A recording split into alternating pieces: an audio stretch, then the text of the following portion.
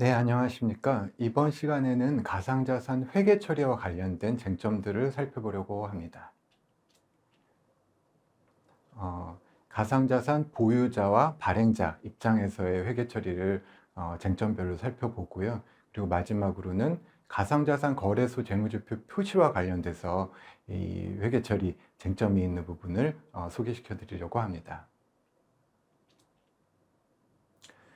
본론에 들어가기 전에 작년, 벌써 재작년에 이슈가 됐었던 그런 기사 하나를 소개해 드리려고 하는데요. 이 회계 지침 없던 코인 수익, 매출 아닌 부채로라는 제목이었습니다. 한 이 가상자산 그 관련된 그 블록체인 비즈니스를 시작한 그런 이 게임 회사였는데요. 그 게임 회사가 그 어, 실적 발표할 때 그 발표했던 그 수익 금액에 비해서 이거를 정정 신고를 하면서 그 수익 규모가 거의 3분의 1 수준으로 떨어졌던 그런 상황이 있었습니다.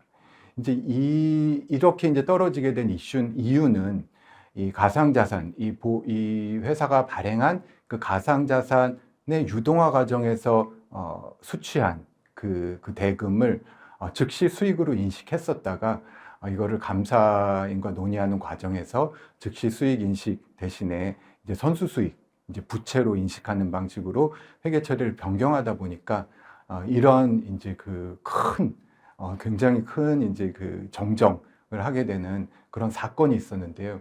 이 회사는 이 이후에도 결국 이제 다른 이슈도 불거지면서 이제 가상자산과 관련돼서 이제 많은 이슈를 몰고 왔었던 2022년 중에 많은 이슈를 몰고 왔었던 회사이기도 합니다. 여기 이제 기사 내용에서 보시는 것처럼 이 국제회계 기준에서도 가상화폐에 대한 명확한 기준이 없기 때문에 이제 회사도 이제 뭐 어떤 의도적인 어떤 그런 이제 회계 부정이라든지 이런 게 있었던 거는 전혀 아니고요. 이제 이런 부분을 이제 가상자산 유동화를 통해서 수취한 대금을 어떻게 회계 처리해야 되느냐에 대한 어떤 그 지침이라든지 회계 기준이 부족했기 때문에 회사의 판단에 하에서 수행했던 회계 처리가 적절치 않아서 수정을 한 그런 사건이 있었습니다. 실제로 이 가상자산과 관련된 회계 이슈에 이제 가장 그 쟁점이 되는 부분이 이런 이제 가상자산 발행자들이 그 수행해야 될 회계 처리와 관련된 이슈입니다. 그 상세한 부분은 뒤에서 살펴보도록 하겠습니다. 첫 번째 이제 가상자산 보유자 회계 처리를 설명드리기 전에 이제 가상자산 어떤 식으로 가상자산을 보유하게 되느냐 기업들이 뭐 아시는 분들은 잘 아시겠지만 거래소에서 이제 법인 계좌를 통해서 거래소를 통해서 취득하는 게 거의 제한이 돼 있죠, 국내에서는. 그래서 이제 거래소를 통해서 법인이 그러니까 이런 어떤 상장회사가 가상자산을 보유하는 경우는 거의 없다고 보시면 될 것 같고요. 이제 그 외에 이제 이런 방식으로 보유를 하게 되는데요. 제3자로부터 취득하는 경우입니다. 이제 뭐 제3자가 완전히 제3자가 아닐 수도 있고 이런 아까 보여드렸던 그런 기업 같은 경우에도 직접 가상자산을 발행하기보다는 국내에서는 또 ICO라고 불리는 그 이니셜 코인 오퍼링이라는 그런 어떤 이 투자자 모집이 사실 금지가 돼 있기 때문에 싱가포르라든지 이제 해외를 통해서 발행한 그 해외에서 이제 ICO라든지 이런 그 토큰 판매 계약을 통해서 이 가상자산을 취득하는 경로가 있을 수 있을 거고요. 그게 이제 어떤 그 실제로 사업을 수행하는 해외 자회사에서 발행한 그 가상자산들을 취득하는 이제 그런 경로가 있을 수 있을 거고, 두 번째 토큰 개발자하고 발행 전에 토큰 판매 계약을 통해서 취득하는, 그러니까 이 투자자 입장에서 지금 말씀드렸던 그 경로에서 투자자로 참여해서 취득하는 경우, 그리고 어떤 블록체인 그 사업을 하는 기업, 그 블록체인 프로젝트의 운영 파트너로 참여를 해서 그 하게 되면은 어떤 그런 노드 운영이라고 하는 그런 어떤 의사결정에 참여하는 이제 그런 역할을 수행을 하게 될 텐데요. 그런 그 역할을 수행하는 거에 대한 대가로 또 이 토큰을 수령하게 되는 경우들이 있습니다.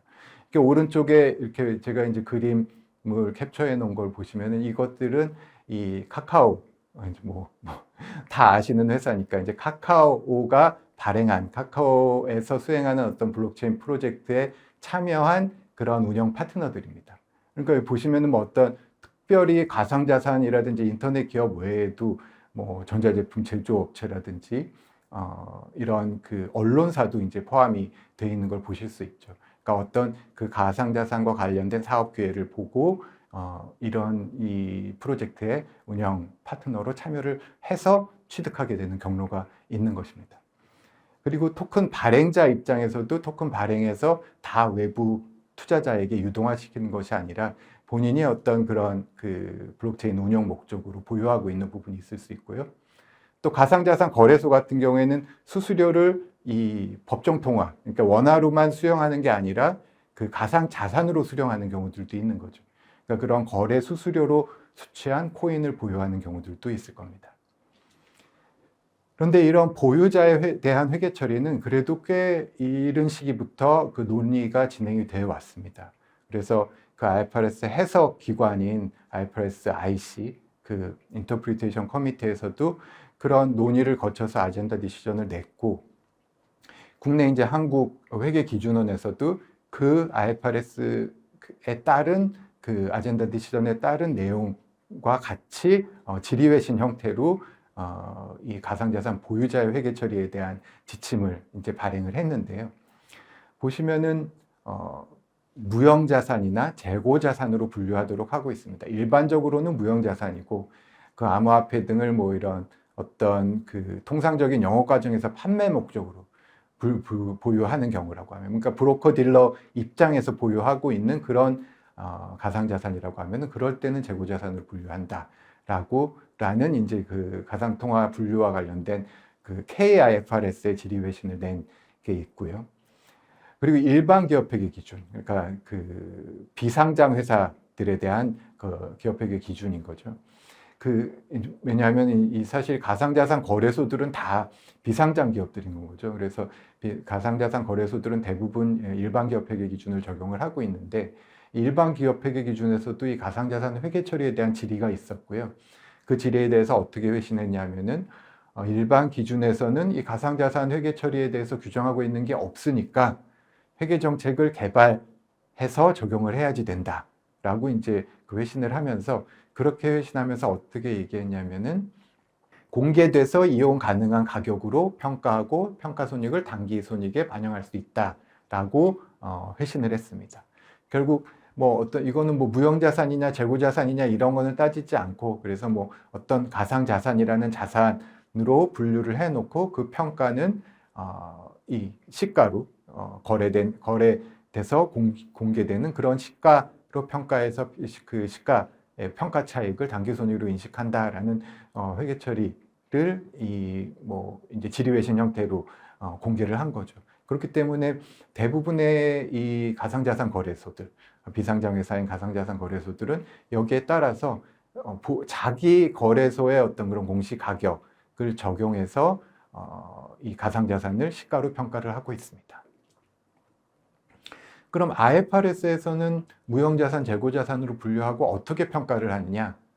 일반적으로 대부분의 기업들은 아까 이제 그런 방식으로 보유하게 된, 그런 루트를 통해서 보유하게 된 가상자산들을 원가 모형으로 평가를 하고 있습니다. 원가 모형이라는 것은 무형자산 취득 원가로 계산했다가 상각하고 손상 인식하고 이런 방법이 이제 원가 모형이죠. 그런데 대부분 무형자산은 어떤 그런 사용 가능한 내용 요소가 정해져 있는 게 아니기 때문에 비한정 내용 요소 무형자산으로 분류하고, 그래서 취득 원가에서 손상 차손을 차감한 금액으로 그렇게 평가를 하고 있는 것이 대부분입니다. 만약에 이제 무형자산 같은 경우에는 하지만 이제 재평가 모형이 허용이 되는 거죠. 재평가 모형을 선택해서 적용을 할 수 있는 거고, 만약 재평가 모형을 선택을 한다라고 하면 전제 조건은 물론 이제 활성 시장에서 공시되는 공정가치가 있어야지 되지만, 그런 활성 시장의 공정가치가 있다라고 전제했을 때는 무형자산으로 분류하고 재평가 모형을 적용을 하게 되죠. 근데 재평가 모형이 일반적인 아까 말씀드렸던 일반 기업 회계 기준에서의 당기손익으로 평가손익을 당기손익으로 다 반영하는 그런 방식과 다른 것은, 재평가 증가에 대해서는 기타 포괄 손익, 재평가 감소, 그러니까 취득원가보다 감소한 부분은 단기 손익으로 인식하도록 하는 그런 회계 처리를 따라야 합니다. 이건 뭐 가상자산에 특정된 회계 처리가 아니라 무형자산의 재평가 모형에 적용되는 이제 평가 모형인 거죠. 그리고 재고자산으로 분류하는 경우일 텐데, 이렇게 분류하는 경우가 많지는 않겠지만, 실제로 이런 그 재고자산, 실제로 이 가상자산을 어떤 일반 상품처럼, 커머디티처럼 매입 매도해서 그런 어떤 그 가격차, 가격 변동 이익, 그 가격차로 인한 이익을 얻거나 그 거래 수수료를 획득하기 위한 그런 비즈니스를 수행하고 있는 기업 같은 경우에는 그런 중개기업, 기준서에서 이제 중개기업이라고 표현을 하고 있는데요. 그 기업 같은 경우에는 재고자산으로 분류한 가상자산을 공정가치에서 처분 부대원가를 차감한 금액으로 평가하고, 평가 손익은 당기손익으로 인식할 수 있는 그런 방법이 있기는 합니다. 그런데 이런 목적으로 보유하는 자산이어야 한다라는 그런 전제 조건을 충족을 우선은 해야지 되는 거겠죠. 그래서 어떻게 보면은 보유자와 관련된 회계 처리는 그래도 지금까지 굉장히 이제 그 부분이 하다는 어떤 그런 쟁점들을 가지고 계속 이제 주장을 하는 그 당사자분들도 있지만, 어쨌든 회계 기준상 그 정립되어 있는 회계 처리 방법은 있습니다. 하지만 이 발행자의 발행자 입장에서 그 가상자산을 개발하고 수행하는 그런 활동들의 회계 처리에 대해서는 사실 굉장히 그 어떤 회계 기준에서 어떤 회계 기준을 적용해야 될지 찾기가 쉽지 않은 상황이죠. 일단 발행자 회계 처리에 대한 그 회계 처리 쟁점을 살펴보기 전에 제가 먼저 이제 가상자산 유형과 관련된 슬라이드를 하나 만들어 봤는데요. 왜냐하면은 이 가상자산 발행자의 회계 처리가 결국 그 가상자산들이 어떤 성격을 갖고 있는 가상자산들이고, 그 가상자산을 통해 어떤 거래를 통해서 이제 어떤 거래들이 발생하는지에 따라서 또 회계 처리가 달라질 수 있기 때문에, 일단 그 가상자산들의 유형들을 이해하는 게 좀 우선이 되어야지 된다고 생각해서 저희 슬라이드를 만들었는데요. 이제 첫 번째 페이먼트 토큰이라고 하는 것이 가장 유명한 이 가상자산이죠. 이제 비트코인과 같이 어떤 실제 지불 수단으로 사용하는 그런 코인이 되겠죠. 그래서 이런 그 페이먼트 토큰 같은 경우에는 이 발행을 관리하는 탈중앙화된 네트워크의 보유자 간에 어떤 계약이나 약정 같은 게 있는 것은 아니고, 그냥 블록체인이 프로그램되어 있는 대로, 블록체인의 알고리즘대로 그러니까 생성이 되고 이전이 되고, 그러니까 당사자 간에 이전이 되고 이렇게 하는 건 거죠. 그래서 이 페이먼트 코인이라는 건 사실 그 자체로의 어떤 내재 가치는 없고, 이제 수요와 공급, 대표적으로 이제 거래소에서 거래를 통해서 그 가격이, 그 가치가 결정되는 그런 성격을 갖고요. 그리고 시큐리티 토큰 같은 경우에는 증권, 이제 블록체인 기술을 갖고 만든 증권이라고 생각하시면 될 것 같습니다. 그러니까 그 어떤 전자증권이라고 생각하시면 될 것 같습니다. 그래서 그런 증권의 성격과 유사한 그런 이제 채권처럼 그 향후에 원금과 이자를 지급하기로 한다라든지, 아니면 어떤 그 회사의 지분의 성격을 갖고 있어서 그 자녀 지분에 대한 어떤 그런 그 권리를 갖게 된다라든지, 또 실제로 이게 어떤 특정 자산에 대한 그런 그 권리를 부여를 해서 보통 이제 조각 투자라고 이제 많이 얘기를 하죠. 이제 이 STO, Security Token Offering이라는 것도 이제 허용을 한다고 이제 최근에 감독 당국에서 밝히기도 했지만, 그런 어떤 조각 투자 성격으로 발행된 그런 토큰들도 이 시큐리티 토큰에 해당이 된다라고 할 수 있을 겁니다. 이거는 뭔가 그 시큐리티 토큰을 보유한 보유자가 이 발행자에 대한 어떤 소구권 같은 거를 갖게 되는 그런 성격의 토큰인 거죠. 그리고 우리가 가장 흔하게 보는 토큰이 이제 유틸리티 토큰인데요. 앞에서 말씀드렸던 그런 게임사가 그런 어떤 블록체인을 개발을 해서 그 게임에서 활용할 수 있는 어떤 토큰을 만든다든지, 아니면 그런 NFT 어떤 비즈니스를 하기 위해서, 추가로 하기 위해서 그 발행한 토큰들을 NFT 거래에 활용할 수 있도록 하는 그런 플랫폼, 그 마켓플레이스를 운영한다라든지, 이럴 때 사용하기 위해서 발행되는 토큰들이 유틸리티 토큰이라고 하겠습니다. 그래서 이 유틸리티 토큰이라는 것은 결국 어떤 그런 개발자, 발행자가 그 형성한 그런 어떤 플랫폼, 그 뭐 토큰 이코노미, 뭐 블록체인 에코시스템 여러 가지로 이제 불리고 있는데요. 이제 거기에 접근해서 그 안에서 어떤 거래라든지 어떤 여러 가지 활동을 할 수 있는 권리를 획득하는 보유자 입장에서는 이제 그런 성격의 토큰이 유틸리티 토큰이 되는 거겠죠. 그리고 뭐 하이브리드 토큰이라는 거는 뭐 그 제목이 얘기하는 것처럼, 이름이 얘기하는 것처럼 어떤 하나의 특성만을 갖고 있는 게 아니라 여러 가지 특성이 이제 복합되어 있는 그런 토큰일 거고요. 스테이블 코인이라는 거는 뭐 그 US 달러라든지 어떤 특정 자산을 담보로 해서 발행이 되기 때문에 그런 그 어떤 가치가 그 일정한 가치를 유지할 수 있는 이제 그런 성격의 코인을 또 스테이블 코인이라고 합니다.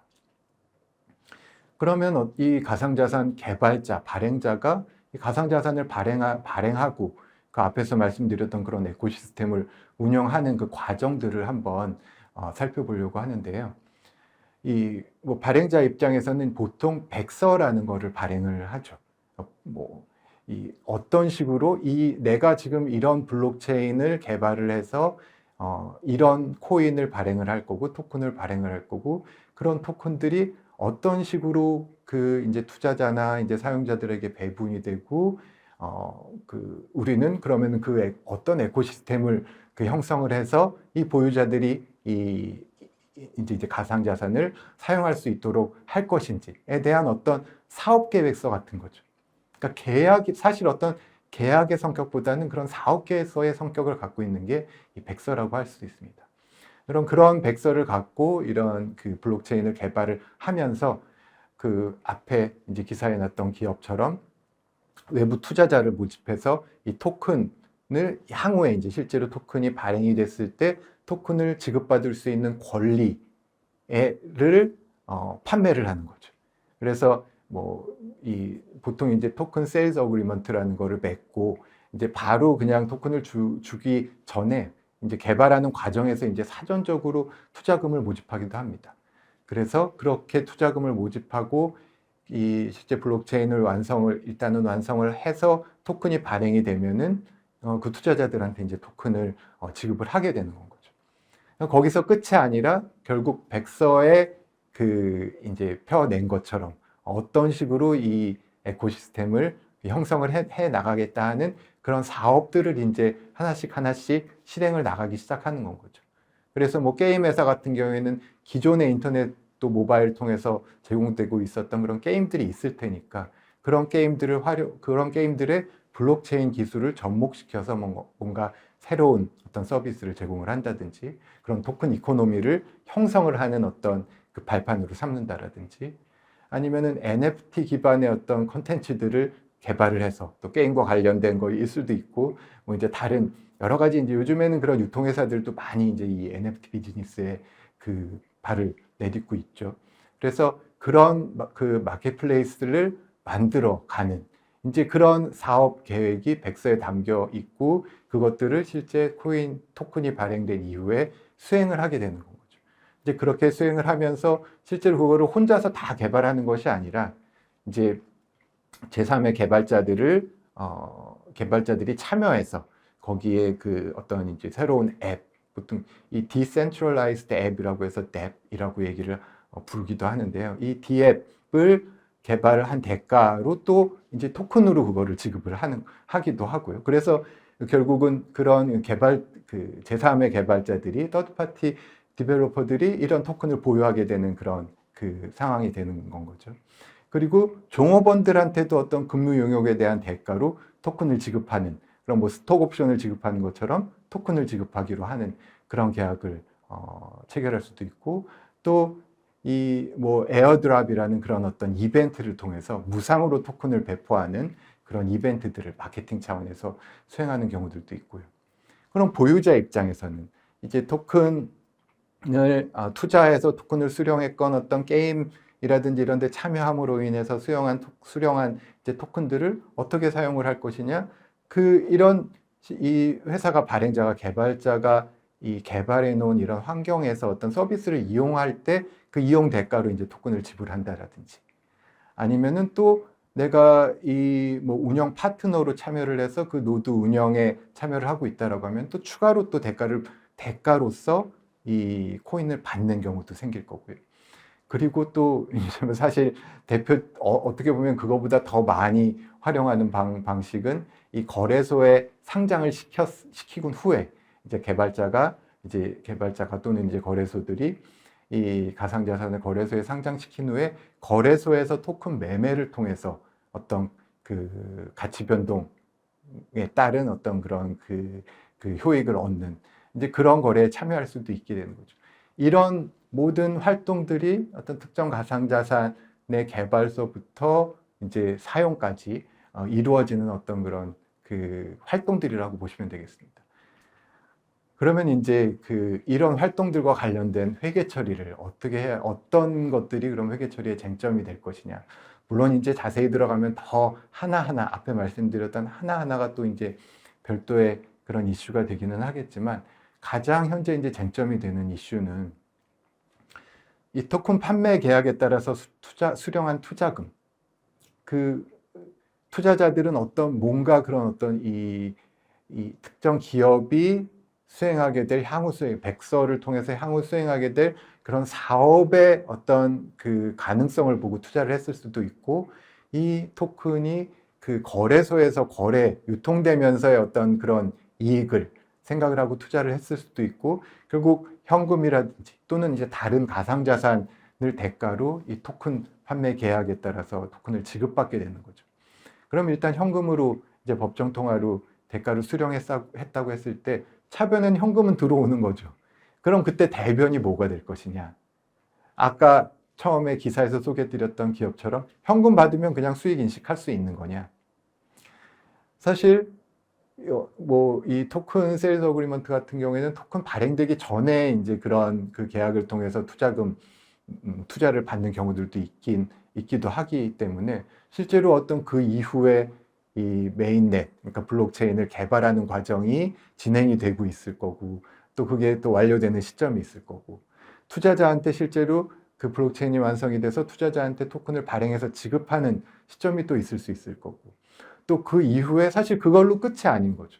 이 가상자산이라는 건 실제로 이런 아까 말씀드렸던 그런 환경들이 어느 정도 완성이 돼서 거기에 참여한 참여자들이 활동을 할 수 있어야지 되는 거죠. 그걸 전제로 어찌 보면 이제 발행을 하는 거기 때문에 이제 그런 플랫폼 활성화 활동을 진행을 하게 될 텐데, 그런 플랫폼 활성화되는 거를 어떤 수익 인식의 트리거 이벤트로 봐야 될 건지, 보유자가 토큰을 사용했을 때 그런 서비스를 이용에 대한 대가로 지급해서 하는 그런 과정에서 실제로 보유자가 보유한 토큰이 회사로 다시 돌아왔을 때 그러면 수익을 인식을 해야지 되는 건지, 결국은 이 부분이 가장 현재는 쟁점이 되는 부분입니다. 그러니까 수익을 언제 인식할까? 분명 현금은 들어왔는데 나는 내가 지급한 그 가상자산에 대한 대가를 이미 수령을 했는데 그 상대 계정으로 그 수익을 인식할 시점이 언제가 될 거냐. 물론 지금 말씀드린 거는 어떤 시큐리티 토큰이라든지 다른 성격의 토큰보다는 유틸리티 토큰에 그 초점을 맞춰서 말씀드리는 부분이 있기는 하지만, 이런 부분들이 사실 현재 가장 그 가상자산 회계 처리에서 쟁점이 되는 부분입니다.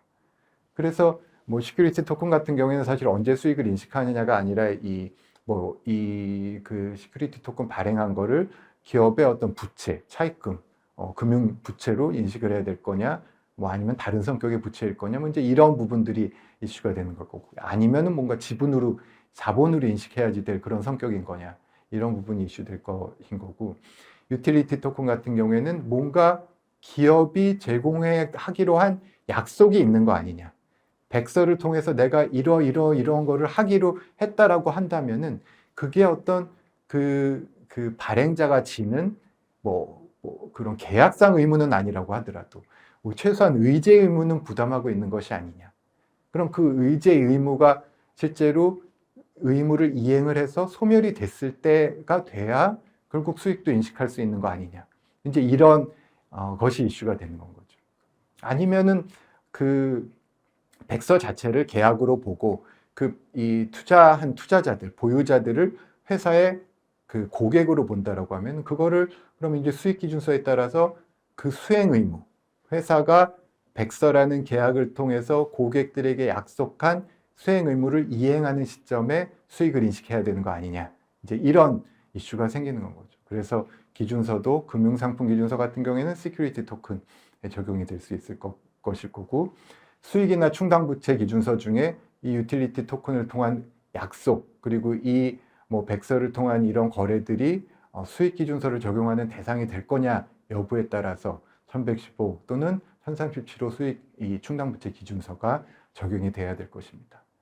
그래서 이제 쟁점 3들은 말씀드린 것처럼 그런 백서에서 약속하고 있는 것들이 어떤 계약서에 써 있는 것처럼 명확히 써 있는 것이 아닌 건 거죠. 그렇기 때문에 그런 어떤 권리 의무의 불확실성, 그리고 플랫폼 뭐 그 블록체인을 개발하고 플랫폼을 활성화하고 에코시스템을 완성하기로 했다라고 하면은 어느 시점을 플랫폼이 활성화된 시점으로 봐야 될 건지, 에코시스템이 완성됐다라고 하면 그게 어느 시점으로 봐야 될 건지, 이런 부분에 대한 또 판단 이슈가 또 있을 거고요.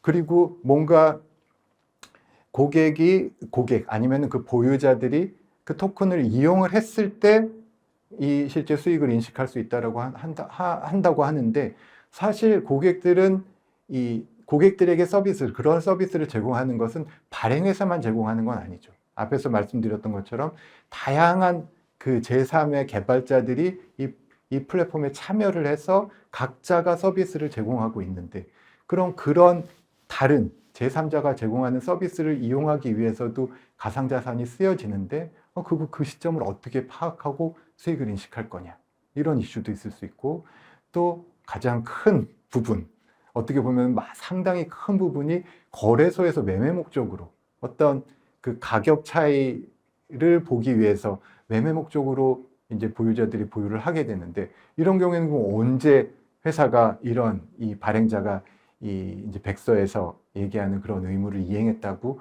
볼 수 있을 거냐. 계속 이제 거래되는 토큰들 같은 경우에는 이런 다양한 이슈들이 사실 이 회계 처리 이 기업들이 가상자산 사업자들이 이 가상자산과 관련된 회계 처리를 수행하는데 어떤 일관성 있는 회계 처리를 적용한다라든지 안정된 회계 처리를 하는데 굉장히 큰 그 어떤 장애 요소로 아직까지 남아 있다라고 보시면 됩니다. 이거는 앞으로도 상당 기간은 이런 이슈들은 계속 그 안고 가지 않을까, 이제 이렇게 예상을 해볼 수 있을 것 같습니다. 그리고 마지막으로 가상자산 거래소와 관련된 쟁점인데요. 우리나라 거래소 같은 경우에는 사실 이 거래소가 이 가상자산 거래소라는 거는 거래 플랫폼으로서만의 역할을 하는 것이 아니라 증권회사 같이 그런 어떤 중개기관의 역할도 같이 하고 있는 건 거죠. 그리고 또 실제 그 자산을 수탁해서 보관하는, 그리고 또 예탁결제원의 증권이나 주식시장이나 이런 데를 비교를 한다라면은 예탁결제원의 역할까지 다 하고 있는 겁니다. 이제 그렇기 때문에 어떤 그 고객들의 가상자산을 수탁해서 보관하고 있는데, 그럼 수탁해서 보관하고 있는 이 가상자산들을 재무제표에 어떻게 나타내는 게 적절할 거냐. 현재 국내 거래소들은 재무제표, 그 재무상태표의 자산 부채로 인식은 하고 있지 않습니다. 그러니까 이 주석으로 이제 그 수탁받은 가상자산에 대한 내용들을 공시를 하고 있는 수준인데요. 미국 같은 경우에 이제 2022년에 그 SEC에서 이 가상자산을 수탁하고 있는 회사들 같은 경우에는 이렇게 자산 부채로 다 같이 올려라. 양쪽에 수탁하고 있는 그 가상자산의 공정가치로 부채 인식하고 그만큼 자산도 인식해라. 라는 어떤 지침을 내렸습니다. 이거는 워낙 이 가상자산과 관련돼서 그 거래소가 부담하게 될 위험이 크다 보니까, 이제 그리고 실제로 이 뭐 파산했을 때, 이 가상자산 거래소가 파산했을 때 그선 파산 절연 이슈, 자산이 누구에게 귀속되느냐에 대한 이슈가 아직도 오픈돼서 남아있는 상태이기 때문에 그런 또 해킹에 대한 그런 위험도 있는 거죠. 그런 리스크들을 다 고려했을 때는 자산 부채로 보여주는 게 가장 적절하다고 미국 SEC는 판단을 한 겁니다. 그래서 지금 여기 이제 제가 사례로 보여드리는 이 재무상태표는 코인베이스라고 하는 미국의 그 SEC 상장 그 가상자산 거래소인데요. 그래서 재무상태표의 자산 부채로 굉장히 큰 금액이 뭐 다 나머지 자산 다 합친 거에 몇 배가 되는 자산 부채가 지금 기록이 되어 있는 걸 보실 수 있죠. 그런데 국내 같은 경우에는 말씀드렸듯이 실무상 주석으로만 공시해 왔었고, 그리고 작년 말에 금융감독원에서 이 가상자산 관련 회계 실무 지원 방안이라는 거를 이제 보도자료를 통해 발표를 하면서 주석 공시 모범 사례라는 거를 제공하겠다. 그리고 상당 부분의 내용을 이제 그 보도자료를 통해서 이제 공개를 했었는데요. 거기 보시면은 이 거래소가 보유한 그 수탁 보관하고 있는 가상자산 거래에 대한 회계 정책이라든지 관련된 위험이라든지 그 제3자에게 위탁 보관하고 있는지 여부까지도 상세히 공시하도록 요구하고 있습니다. 그렇기 때문에 우리도 뭐 재무상태표에 자산 부채를 올리지 않았기는 했지만 상당한 내용을 재무제표를 통해서 확인하실 수 있을 겁니다. 네, 지금까지 그 보유자, 발행자, 거래소와 관련된 가상자산 회계처리 이슈를 살펴보았는데요. 회계처리 기준이라든지 어떤 지침이 아직도 그 뭔가 이제 명확히 나와 있는 것이 없기 때문에 사실 회사도 그렇고 감사인도 그렇고 굉장히 많은 어려움을 갖고 있는 분야입니다. 계속 관심 있게 지켜봐 주시면 좋을 것 같습니다. 감사합니다.